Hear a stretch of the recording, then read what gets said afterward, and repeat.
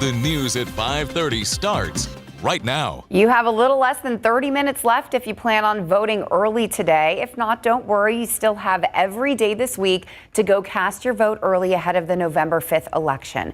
Nearly 300,000 early votes have been cast in Bexar County so far in this early voting period. That's an average of 48,000 votes per day. This is information you'll need to know before you head to the polls this week. Registered voters can vote at any polling place in Bexar County, and those polling places will be open from 8 a.m. to 8 p.m. Monday through Friday. After Friday, the only time you'll be able to vote again will be on Election Day, November 5th. As we inch closer and closer to Election Day, former President Donald Trump and Vice President Harris are holding major events to deliver their closing messages. This evening, Trump is hosting a rally at New York City's Madison Square Garden, and on Tuesday, the Vice President takes to the National Mall. ABC's Alex Prochet has more from Washington. Vice President Kamala Harris taking her message to voters at a church service in Philadelphia Sunday, delivering a message of unity and describing the contrast voters face next week. What kind of country do we want for our children and our grandchildren?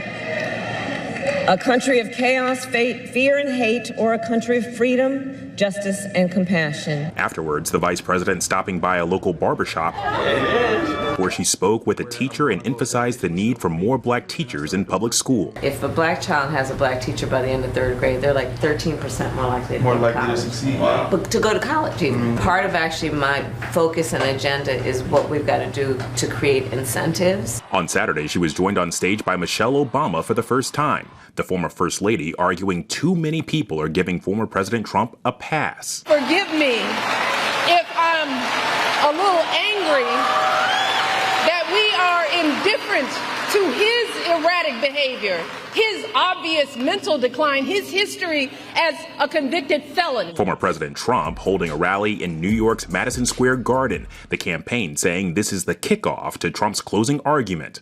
Supporters gathering outside, one voter from Brooklyn saying the economy and immigration are key issues. We need to secure the border. We have to fix the migrant issue right now. Saturday, Trump rallied at Penn State and zeroed in on students in the crowd and transgender athletes. Our country really has gone bad. It's gone bad. It's so sad. When you look at the things we're doing, that we even have to say, like, men playing in women's sports, I don't think so. It comes as a new ABC News Ipsos poll shows the vice president with a slight lead, 4 points nationally among likely voters, with some pro-Harris groups showing more of a propensity to vote. Alex Prochet, ABC News, Washington. KSAT's Vote 2024 webpage is updated daily with new election stories. You can also find important voting resources like sample ballots and polling locations and so much more. So to stay in the loop, just scan the QR code right there on your screen. A historic downtown church has been taken over by tarps and tape. It's a sign of progress. 5 years removed from disaster. An update on the construction and a look to the future.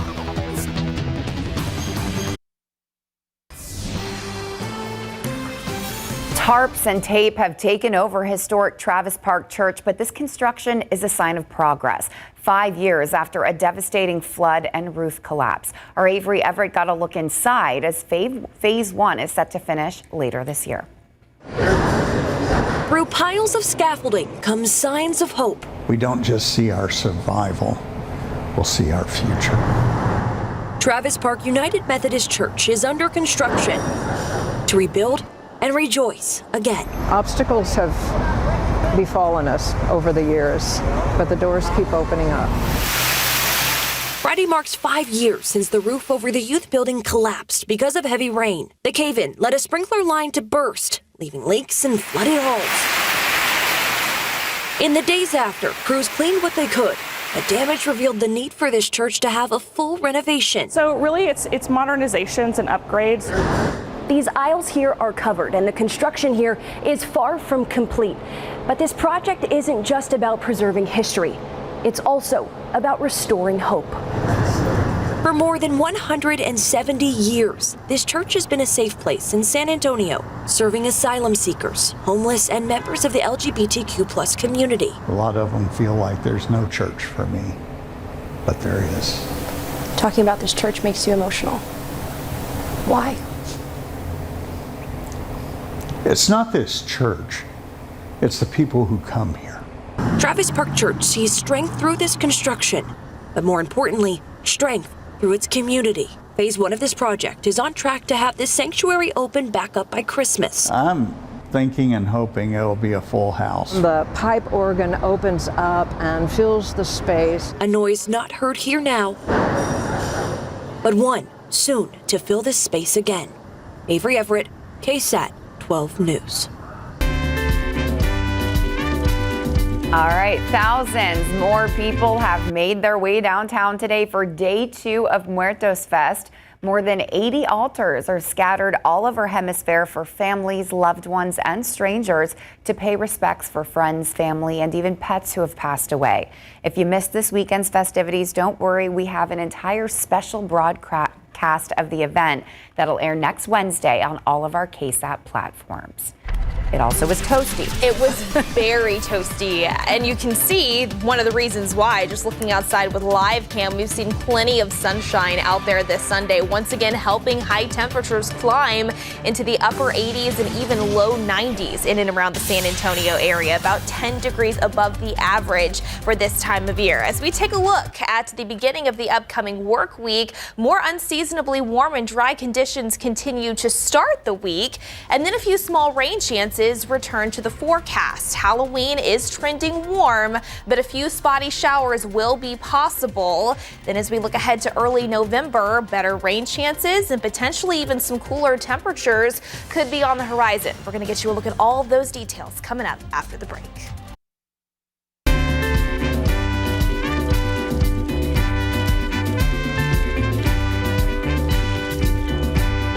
In the 60s, the altares became something very powerful for the Chicano community. Many of our Chicanos were being killed in Vietnam. For example, in just Edgewood School District alone, over 55 were killed in Vietnam. And that's not even including the rest of the west side or the south side or the rest of the southwest. And so the altares in the homes became a very powerful, very personal. My two older brothers went to Vietnam, and my cousins didn't come back. On the west side, one of the manifestations that is particularly beautiful and powerful is the conflation, if you will, of military service among Latino, mostly men in the earlier days, who die in service, in the military service, serving the U.S. I believe that conflation of military and Day of the Dead is unique to San Antonio. So basically, during the Vietnam War, the altares took on a very strong and passionate altar that was cultura at its finest.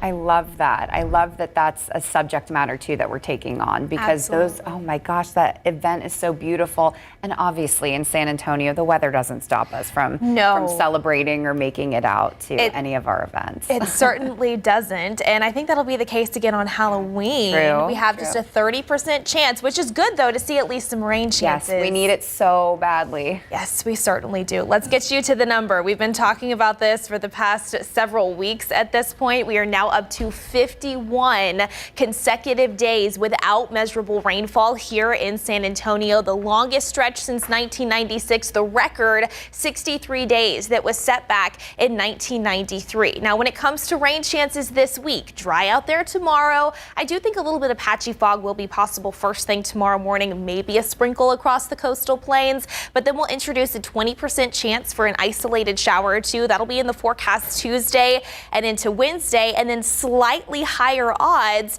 back into the forecast by Halloween itself and even into Friday. So let's go ahead and talk about these changes that are expected to move into South Central Texas. As we take a look at the big picture right now, we are quiet here in San Antonio and across the majority of the Lone Star State under the influence of this high pressure system that's currently positioned off to our west. That's going to track eastward here over the next couple of days. By Tuesday, it starts to work its way way into the eastern half of the lower 48, we start to see some additional Gulf moisture stream back into the San Antonio area. And then eyes will turn up to the north. The low pressure system is expected to drop a cold front into the state of Texas. As of right now, it is expected to stall just to the north of San Antonio, but the additional energy moving into our neck of the woods from this particular boundary, along with the moisture in place, is what's going to help introduce those spotty rain chances back into the forecast again by Halloween and into Friday. A few more isolated showers possible into the weekend.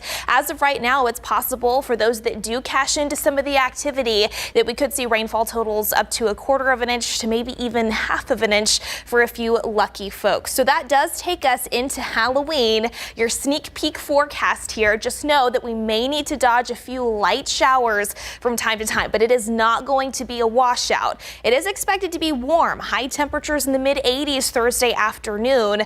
No jackets needed. The big difference compared to what we were dealing with last Halloween. We had that powerful cold front move in a few days before. High temperatures were in the low 60s. A big difference this year. And then by trick-or-treat time around sunset, right now we're expecting temperatures to sit in the upper 70s, right around 80 degrees here in San Antonio. It was a bit warmer than that, though, out there this afternoon. Here in town, an official high temperature of 90 degrees. Not only is that 11 degrees above the average for this time of year, but it was just 1 degree shy of the record of 91 that was set back in 1980. We saw very similar conditions out there yesterday, too. Right now, we're sitting in the upper 80s here in San Antonio. Plenty of sunshine in place. If you're stepping out for any Sunday evening plans, we'll see those temperatures fall through the 80s and eventually into the upper 70s. Later on tonight, winds generally will be calm, and we'll start to see mostly clear skies take back over later on this evening as well. That will lead us into our Monday. Again, I do think it's possible we see a little bit more cloud cover build back in,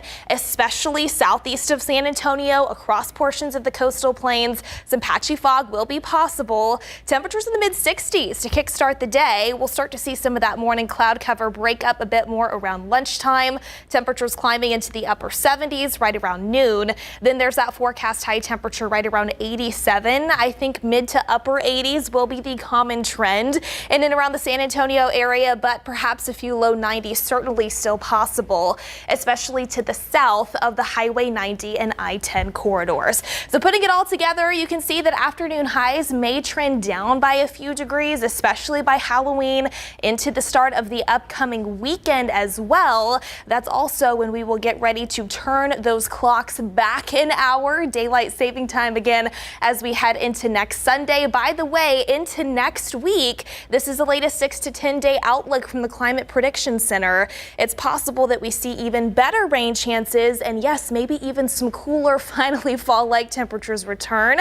Tune into the Night Beat later on tonight, because we'll talk about those details more in depth then, guys. Anything green on a map we like. Good news. Thanks, Mia. Good news for the Texans, too. They're doing pretty good. Yep, they outlasted the Colts today. It's always a nail-biter when those two face off.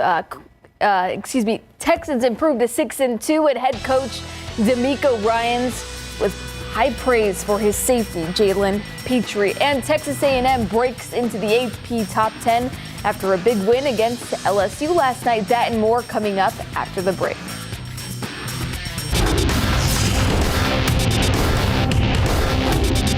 It was a little crazier, I would say. Final Four, I feel like we knew we had that in the bag. So, my first free throws here to close the game, it was definitely something that, I was looking forward to. So I was happy that, I knocked them down.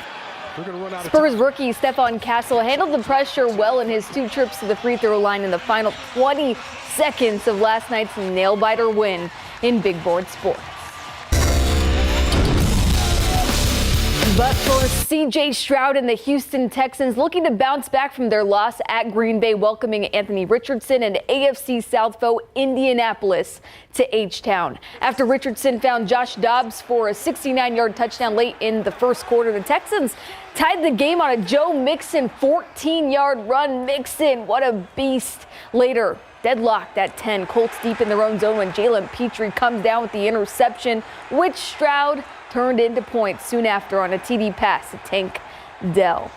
Second half, Texans up by 10 in the fourth quarter. Colts drive. Richardson hits Downs again, this time for a 25-yard gain. It was initially ruled a touchdown, but Downs was down at the 1, but it wouldn't matter as Jonathan Taylor punched it in from there to get the Colts within 3. Texans turned the ball over on the following drive, but Danielle Hunter makes sure the Colts don't cash in with a huge sack for a loss of 8. Richardson had one more chance, but the Houston front penetrates and game over. Texans 23, Colts 20. Houston improves to 6-2. CJ Stroud finished 25 for 37 for 285 yards and a touchdown. Diggs, who left the game with an injury in the third quarter, is being evaluated for a knee injury, which will become known in the coming days as to what it is. Now here's head coach D'Amico Ryans on Jalen Petre's clutch INT that ultimately led to the Texans' game-winning touchdown. Jalen's he's our spark plug. He finds a way to be all over the field, whether, he's in a blitz or just being active in coverage. For him to get that interception there when they were backed up so we can get points, I mean, that was such a huge play. I mean, you talk about play of the game. We needed it most. Kind of stalled out there on offense, but for Jalen to get that pass, wish he would have scored, but no, I'm proud of Jalen. He continues to get better. I mean, these past 3 weeks, I think Jalen is playing some of the best football he's played for us. All right, tonight the 3-3 Dallas Cowboys and 3-4 San Francisco 49ers take the primetime stage on Sunday Night Football. Injuries and spotty play are themes for both sidelines heading into the matchup. The Cowboys are coming off of a bye week where they dealt with the sting from a 47-9 loss to Detroit. The Niners are coming off of a loss to Kansas City. Now, last year, Dallas went 6-1 out of its bye week, eventually winning the NFC North title. And if they want to flip the script this year, they'll need to overcome inconsistencies on both sides of the football. For sure. It's the hope, as I said, in watching my play. I know, as I've said before, right, I feel like I was seeing it well, and I wouldn't take that back. But there's some things out there that I can obviously do better, and then some of it, some things that I haven't done that I've done in the past that looking forward just to activate, open up some things in this offense, stay ahead of the chains, and, get it going. Sunday Night Football, the primetime NFC bout kicks off at 7:20. We'll have the highlights and postgame on instant replay at 11 o'clock tonight. Join us. Well, the San Antonio Spurs impressed in their home opener on their own hardwood last night, holding off the Houston Rockets 109-106. First half, San Antonio went 6 for 7 from distance, and Chris Paul and Victor Wembanyama connected for a couple of alley-oop dunks as the Spurs went up by as many as 22 points. Houston came out of the half an improved team, though, shooting 60% in the final quarter to make it a 1-point ball game in the final minutes, which was reminiscent of many Spurs losses last year. But this time, San Antonio stayed composed and pulled off the crunch time victory. Our execution can't be as sharp as we'd want it to be with guys that are just getting used to each other. But other than that, I thought the effort was great. We did a great job on the board. And hopefully we'll handle the ball, have fewer turnovers on Monday. He's a great voice. Like I said, they made runs and we stayed together. And, he's definitely, he's been in a lot of those moments, tons of those moments. So being in that moment with him and learning and being able to close out them games with him is great. Tomorrow's rematch should be interesting. Tip-off is set for 7 o'clock at the Frost. As for Spurs point guard Trey Jones, who suffered an ankle sprain last week, he is expected to miss at least 2 weeks. Texas A&M moved up 4 spots to number 10 in the latest AP Top 25 college football poll after the Aggies topped the, at the time, 8th-ranked LSU Tigers 38-23. A&M is 7-1 overall and owns the last remaining undefeated conference record in the SEC. The Texas Longhorns are also 7-1 overall after defeating Vanderbilt 27-24. But the Longhorns dropped 1 spot because of that to 6, swapping with undefeated Miami. All right. Congrats, Mia, Aggie Mia. We'll be right back. That is all the time we have for now. Thanks so much for watching. We'll see you back here tonight. Good night.